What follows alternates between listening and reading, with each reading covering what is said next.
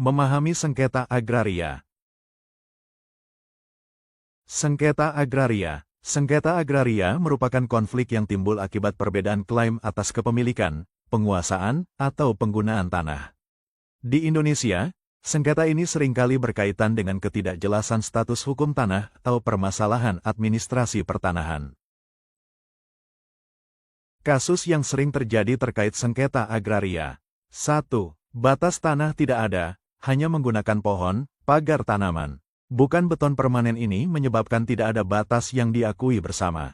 2. Jual beli tanpa melibatkan saksi. Prosesnya di bawah tangan, cenderung tertutup, tanpa alat bukti apapun termasuk kwitansi. Biasanya terjadi, orang yang menjual sebenarnya bukan pemilik hak, sehingga pembeli dirugikan. 3. Pewaris, hibah tidak terbuka. Orang tua asal tunjuk dan tidak rembuk keluarga, sehingga anak-anak bersama menuntut keadilan. 4.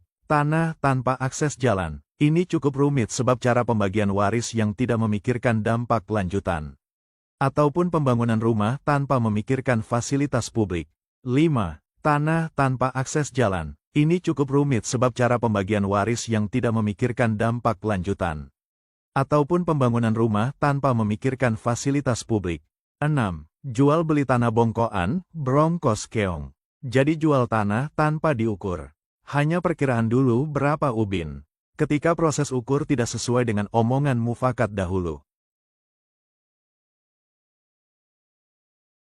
7. Pemilik tanah jauh dari lokasi.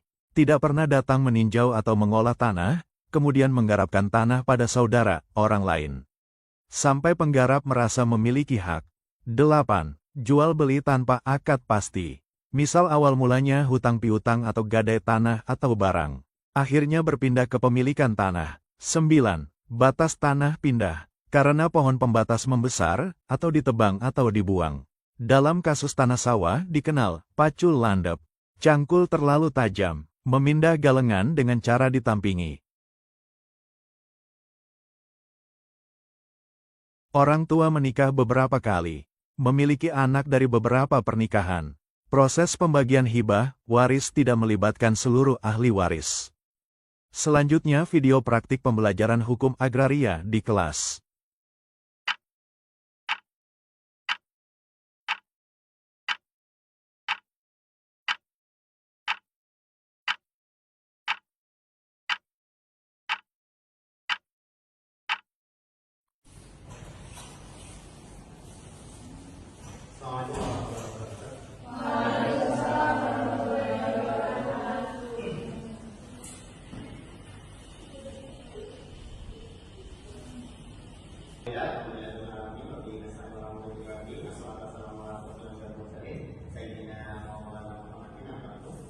Untuk mengawali perkuliahan kita pada kesempatan pada hari ini, mari kita awali perkuliahan kita dengan membaca basmalah bersama.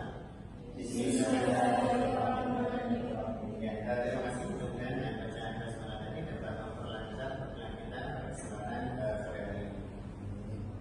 Untuk perkuliahan hari ini, kita melanjutkan pembahasan yang kemarin terkait dengan mata kuliah hukum agraria.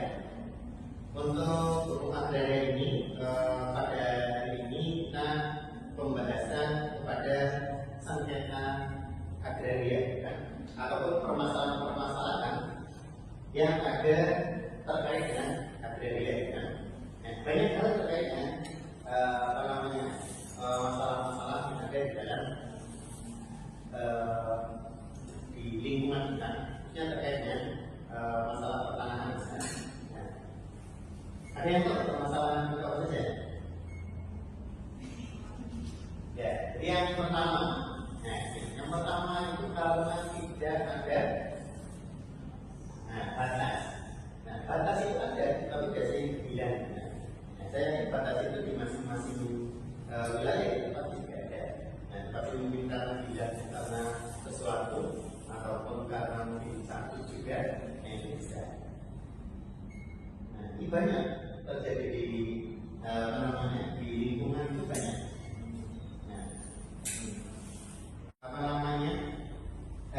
Pohon apa kalau di desa untuk batas pabrik itu?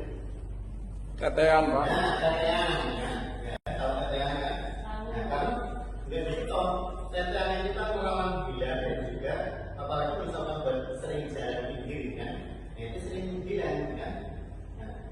begitu juga karena ini tanaman bisa saja beralih gitu kan.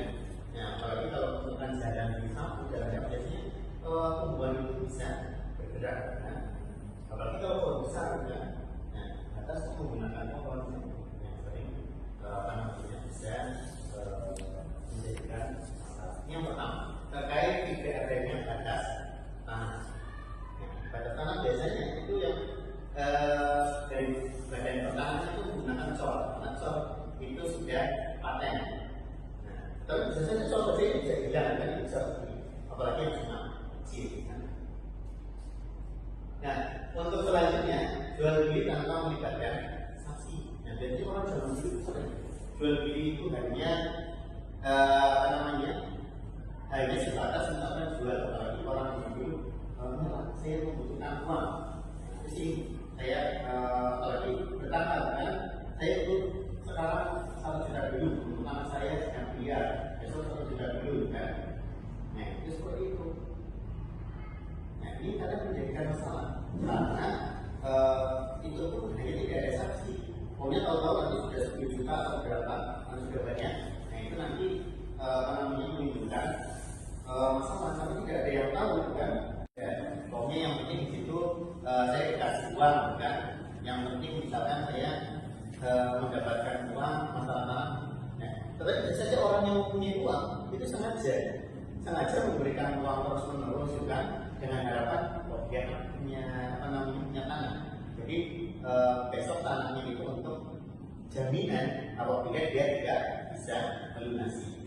Saya kira mungkin itu untuk mata kuliah untuk hukum materialnya.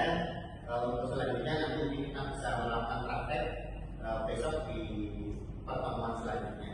Itu terima kasih dari Allah SWT tentunya menyangkut tentang apa yang berhubungan. Mohon maaf ya.